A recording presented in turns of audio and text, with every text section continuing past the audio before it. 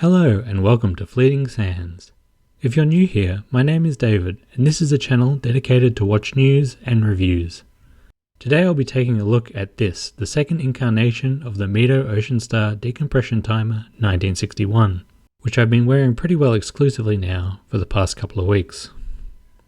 Without wanting to give away the whole review, I really do love this piece as it offers a fun splash of colour and is just not something you see every day.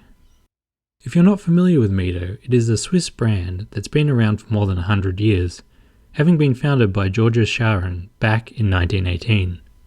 The name is derived from the Spanish Yo mido, meaning I measure, and from its inception it was a company that strove for technical innovation and timeless design.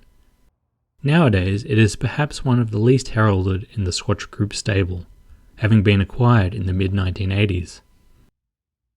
This watch can be firmly placed in the retro reissue basket, harkening back to the original Rainbow Divers, released in the early 1960s. Just like last year's successful black version, this model is not particularly faithful to the original however, using the same case as the current OceanStar collection, without any special styling. As a result, it is much larger than the original, coming in at 40mm, and has a far more modern presence.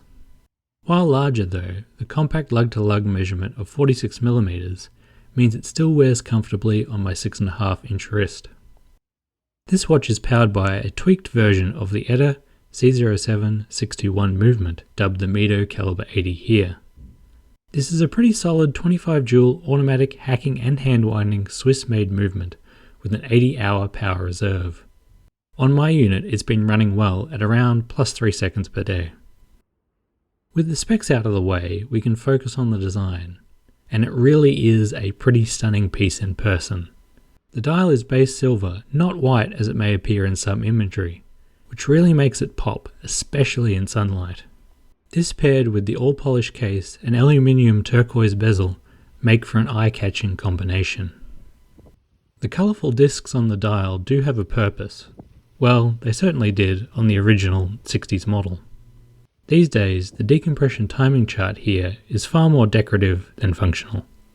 The basic idea on how to use it though, if you're curious, is to find the ring colour corresponding to the depth of your dive, either in meters or feet at the top, and then follow it around for how long you've been diving to see the required decompression duration for when you go to ascend. For instance, if you were diving at a depth of 30 meters for 35 minutes, you could follow the green track around to the 7 o'clock position to find the recommended decompression time of 15 minutes. Overall, I have to say, this is a fantastic offering from Medo. While you can question the practicality of a piece like this, for those into retro designs like myself, it really does bring a bit of fun and something different to the table. Some have labelled it the ultimate summer watch, a sentiment I'm inclined to agree with. The package as a whole is very nice also, with Medo providing 2 additional high-quality bands in the box. A bezel-matching turquoise fabric strap and a light brown leather strap.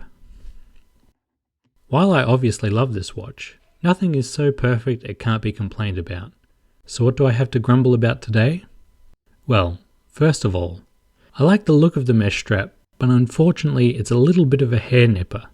While it may not suit the overall retro style of this one, I'd be keen to try it on the bracelet that comes with the OceanStar Tribute models. While on straps, it's a good thing Medo gives you extra ones, as the 21mm lug width is a little awkward and unusual. Going by what I've seen of last year's black version, it seems the 60-click unidirectional bezel is improved here, in that there is barely any backplay I can notice. However, just by the nature of the high-polished and smooth ridges, it is still somewhat difficult to grip and turn.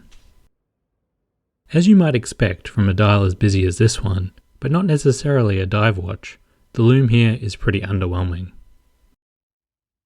The fact this model is limited to 1,961 pieces is also, I think, quite unfortunate. The retail price is fairly reasonable, but paying double or even more on the secondary market would be a bitter pill to swallow. It's a real shame these aren't more accessible. Finally, with so much to look at, and silver hands on a silver dial, reading the actual time at a glance is not the easiest task. But again, I doubt anyone picking up one of these will really care about any of these small things. So there you go. Is this form gone too far of a function, or just a really fun watch for the summer? You know my opinion. I'd love to hear yours. If you're so inclined, let me know your thoughts in the comments below. Either way, thanks for watching. See you in the next one.